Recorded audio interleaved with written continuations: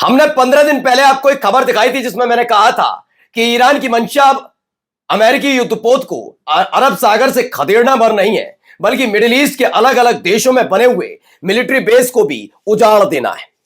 अब चूंकि अमेरिका हमला करने की नीयत में नहीं है, तो शायद यह हमले के जरिए संभव ना हो पाए, लेकिन यह ईरान की तरफ से किया गया ही काम है कि एक और मुस्लिम देश ने अमेरिकी सैनिकों को खदेड़ दिया है।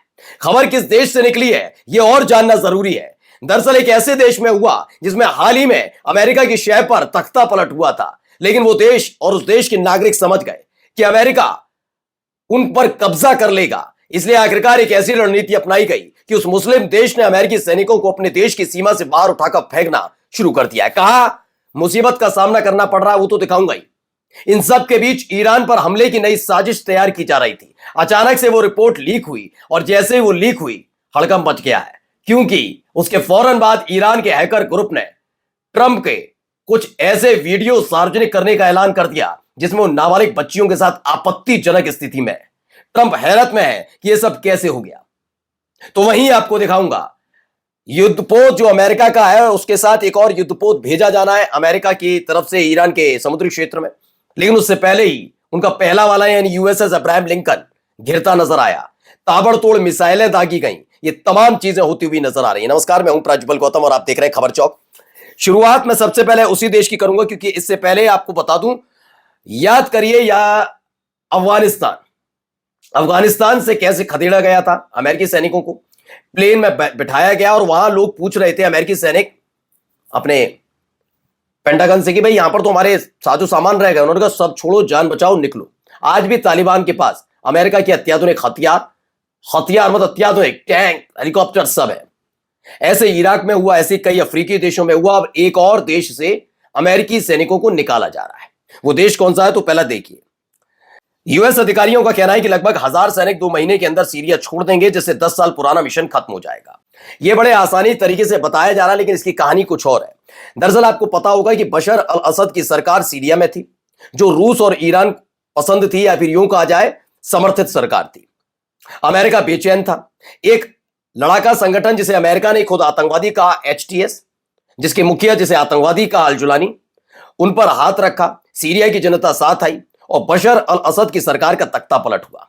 इस तख्ता पलट के बाद एचटीएस और अल जुलानी दोनों को आतंकी मानने से इनकार कर दिया, आतंकी संगठन मानने से इनकार कर दिया। अमेरिका के साथ गलबहियां हो रही थी और इजराइल सीरिया की राजधानी दमिश्क में हमला कर रहा था। यह समझ गए अल जुलानी कि अगर ज्यादा दिन तक अमेरिका के साथ रहे तो इजराइल उसके बाकी हिस्सों पर कब्जा करने की कोशिश करेगा, जो इस सीरिया की जनता को पसंद नहीं आएगा और उसके बाद एक और तख्ता पलट हो सकता है। इसलिए वो रूस के करीब जा रहे हैं। जिस ईरान से दूरी बनाई थी, अब उसी ईरान के करीब और उसी रूस के करीब अल जुलानी है। ऐसे में अमेरिका से कह दिया गया नमस्ते, चले जाइए। तो क्या ईरान ने बिना किसी रक्तपात, बिना किसी युद्ध, बिना किसी जंग के सीरिया से अमेरिका की रुखसती का फरमान जारी करवा दिया है? यह एक महत्वपूर्ण सवाल है। लेकिन इन सब के बीच एक और खबर आती है। खबर यह खर्रा है। दरअसल WSJ, जिसे आप जानते होंगे वॉशिंगटन जर्नल के नाम से, जो अमेरिका का एक प्रमुख अखबार है, इसका दावा है कि अमेरिका एक प्रोग्राम तैयार कर रहा था। ट्रंप के पास कई अधिकारी पहुंचे थे। उन्होंने कहा था कि भाई एक काम करते हैं, 20 दिन 25 दिन तो हो गए हमारे युद्धपोत को वहां खड़े हुए, हमला तो हो नहीं रहा और साख दाव पर लगी है। अगर आप कहें तो एक तरीका है जिससे ईरान को झुकाया जाए। उन्होंने पूछा क्या? उन्होंने कहा एक काम करते हैं, हम हमला कर देते हैं। यह हमला इस स्तर पर किया जाएगा जिससे वहां के नेतृत्व को सबसे पहले टारगेट किया जाए। जब आपका वहां का नेतृत्व नहीं होगा तो जनता पागल हो जाएगी। भाई नेतृत्व के बीन तो आदमी भीड़ होती है ना। फिर उसके बाद वहां पर हमले दर हमला करके सब चीजें अपने कंट्रोल में कर ली जाएंगी। अब जब वहां नेतृत्व करता ही नहीं होगा तो ना रूस कुछ कर पाएगा, ना चीन कुछ कर पाएगा।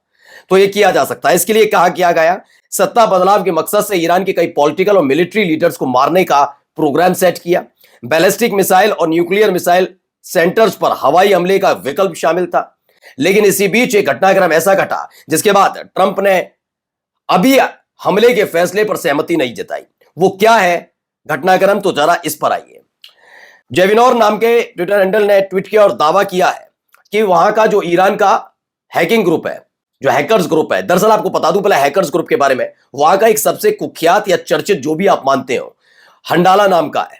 हंडाला नाम का जो ये हैकर ग्रुप है, इसने अपनी ताकत इजराइल को पहले भी दिखाई। जब गजा और इजराइल का संघर्ष चल रहा था, तब इजराइल के कई म्युनिसिपल कॉर्पोरेशंस के वेबसाइट को न केवल हैक किया बल्कि हालत खराब कर दी थी।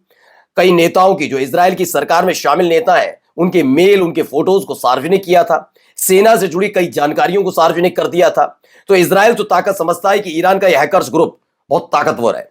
ऐसे में अमेरिका भी जानता है। दरअसल जेफरी एप्स्टीन के नाम पर पहले ही ट्रंप की तरफ कई उंगलियां उठी। वो सार्वजनिक नहीं हो रही चीजें, बात अलग है, लेकिन ट्रंप का चेहरा बताता है काफी कुछ चीजें हैं। इन सब के बीच दावा है कि ईरान के हैकर्स ने क्लेम किया कि उनके पास प्रेसिडेंट डोनाल्ड ट्रंप की माइनर्स यानी कि नाबालिग बच्चियों के साथ कई तस्वीरें हैं।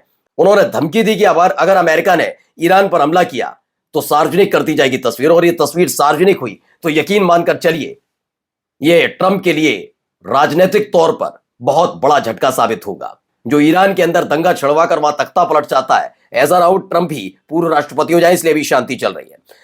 अब इन सब के बीच एक तस्वीर, एक वीडियो निकल कर आई है। पहले ये वीडियो देखते चलिए। इस वीडियो में आपको कई जहाज नजर आ रहे होंगे। ये स्ट्रेट ऑफ हॉर्मुज, जहां से कुछ ही दूरी पर युद्धपोत अमेरिका का, आपको हमने बताया था 2 हफ्ते पहले ये युद्धाभ्यास होना था, लेकिन अचानक से रूस और चीन के ये पनडुब्बियां, जहाज, ये तमाम चीजें साजो सामान के साथ वहां पहुंचे और मिसाइल से हमले ताबड़तोड़ हो रहे हैं। ऐसे वक्त में जब अमेरिका एक और युद्धपोत वहां भेजने की धमकी दे रहा है, रवाना किया गया, ये तस्वीरें, ये वीडियोस लगातार निकलकर सामने आ रही हैं। इसमें जो दावा किया गया है कि Russian worship arrive from military exercise with Iran. इसके अलावा रशिया, ईरान और चाइना तीनों ने अपने नेवल वेसल्स को, जो सेना की है, मतलब नौसेना के जितने भी साजो सामान के साथ स्ट्रेट ऑफ हॉर्मुज में उतार दिया। ये एक्सरसाइज के नाम पर अमेरिका को उसके युद्धपोत के करीब खड़े होकर अपनी ताकत का प्रदर्शन करना है।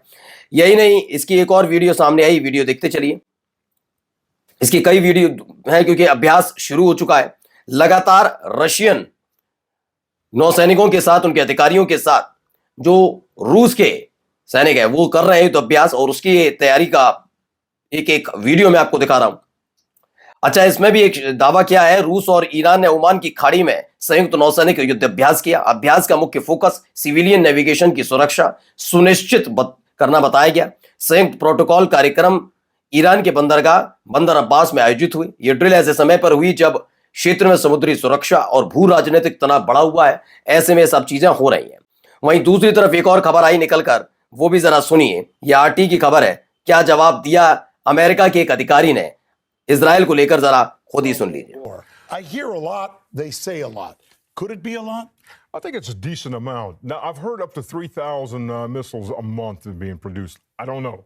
And I don't know what kind of That missiles. would be a lot. That would be a lot. I don't know if they're the 2,000-kilometer ballistics or they're 500-kilometer cruise missiles.